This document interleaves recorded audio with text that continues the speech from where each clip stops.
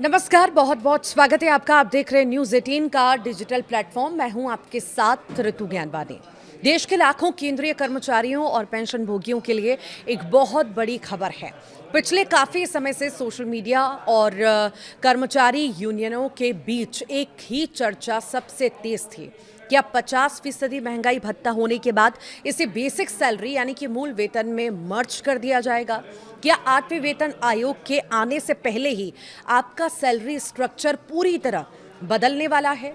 इस पर अब देश के वित्त मंत्रालय का एक बेहद ही महत्वपूर्ण और अंतिम फैसला सामने आ चुका है। सरकार ने साफ शब्दों में स्पष्ट कर दिया है क्या वो महंगाई भत्ते को बेसिक पे में मिलाने जा रही है या नहीं। आज के इस वीडियो में हम इस पर पूरे गणित को समझेंगे, सरकार के तर्क को जानेंगे और ये भी देखेंगे कि इस फैसले का आपके बैंक अकाउंट में आने वाली सैलरी पर क्या सीधा असर होने वाला है। तो लगातार हमारे साथ बने रहिएगा। देखिए, जो है जानकारी ये है, इस पूरे मामले की गहराई को समझने के लिए हमें थोड़ा पीछे जाना होगा। जब भी देश में महंगाई बढ़ती है तो सरकार अपने कर्मचारियों के रहन सहन के स्तर को बनाए रखने के लिए महंगाई भत्ता यानी कि डियरनेस अलाउंस देती है। साल 2024 और उसके बाद के समय में ये डीए बढ़ते बढ़ते 50% के आंकड़े को छू गया। अब नियम और पुराने वेतन आयोगों के इतिहास को देखें तो जब भी महंगाई भत्ता 50% तक पहुंचता था तो उसे मूल वेतन यानी बेसिक पे में जोड़ दिया जाता था। इसे ही तकनीकी भाषा में डीए मर्जर या डीए का विलय कहा जाता है। कर्मचारी संगठनों और यूनियनों का तर्क था कि चूंकि महंगाई रिकॉर्ड स्तर पर है, इसीलिए 50% होते ही इसे तुरंत जो है बेसिक सैलरी का हिस्सा बना देना चाहिए। इससे कर्मचारियों का प्रोविडेंट फंड, ग्रेच्युटी और बाकी भत्ते अपने आप बढ़ जाते हैं। और इसी मांग को लेकर कई हफ्तों से वित्त मंत्रालय को ज्ञापन सौंपे जा रहे थे, लेकिन अब इस पूरी बहस पर पूरी तरह से विराम लग चुका है। वित्त मंत्रालय ने केंद्रीय कर्मचारियों की इस मांग को फिलहाल सिरे से खारिज कर दिया है। सरकार ने बेहद साफ और कड़े शब्दों में स्पष्ट किया कि फिलहाल अलग से किसी भी प्रकार के डीए मर्जर की कोई भी तैयारी नहीं है। यानी जो कयास लगाए जा रहे थे कि एक नोटिफिकेशन जारी होगा और आपकी बेसिक पे बढ़ जाएगी, ऐसा कुछ भी नहीं होने जा रहा। सरकार का कहना है कि 7वें वेतन आयोग की सिफारिशों में ऐसा कोई ऑटोमेटिक नियम नहीं था कि 50% डीए होते ही उसे मर्ज करना ही पड़ेगा। सरकार के इस आधिकारिक बयान ने उन लाखों कर्मचारियों को बड़ा झटका दिया है जो इस महीने से अपनी सैलरी में एक बड़े बम्पर उछाल की उम्मीद लगाए बैठे थे। अब सवाल ये उठता है कि सरकार ने ऐसा फैसला क्यों लिया और इसके पीछे पूरी तरह से आर्थिक समीकरण काम कर रहे हैं। अगर सरकार 50% महंगाई भत्ते को बेसिक पे में मर्ज कर देती तो सरकार के खजाने पर अचानक से अरबों खरबों रुपयों का अतिरिक्त बोझ आ जाता। जब बेसिक पे बढ़ती है तो केवल टेक होम सैलरी नहीं बढ़ती बल्कि कर्मचारियों का पीएफ कंट्रीब्यूशन बढ़ जाता है, जिसमें सरकार को भी अपना हिस्सा बढ़ाना पड़ता है। रिटायर होने वाले कर्मचारियों की ग्रेच्युटी और कम्यूटेशन की रकम भी भारी बढ़ोतरी इसमें भी होती है।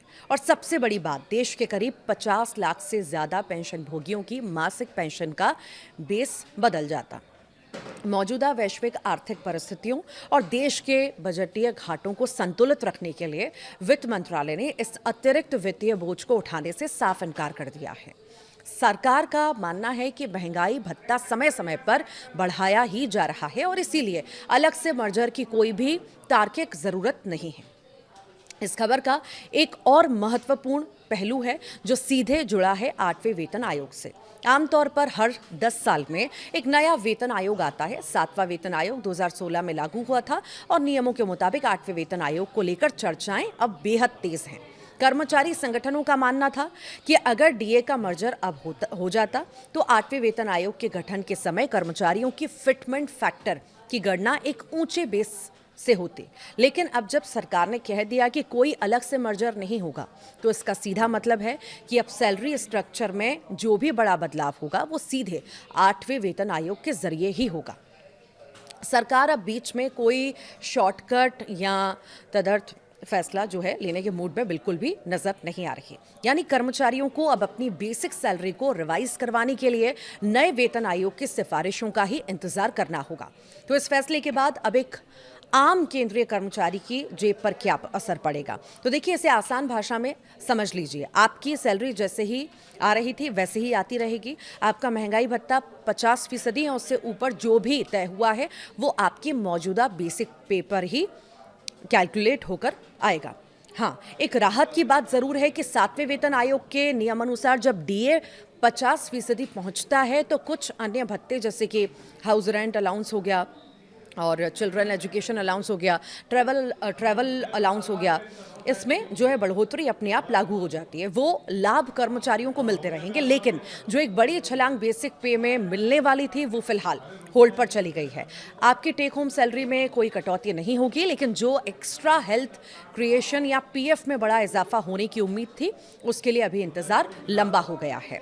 संक्षिप्त में कहें तो वित्त मंत्रालय ने साफ कर दिया कि वो देश की वित्तीय स्थिति को ध्यान में रखकर कदम उठा रहा है और किसी भी लोक लुभावन दबाव में आकर डीए मर्जर का फैसला नहीं लिया जाएगा।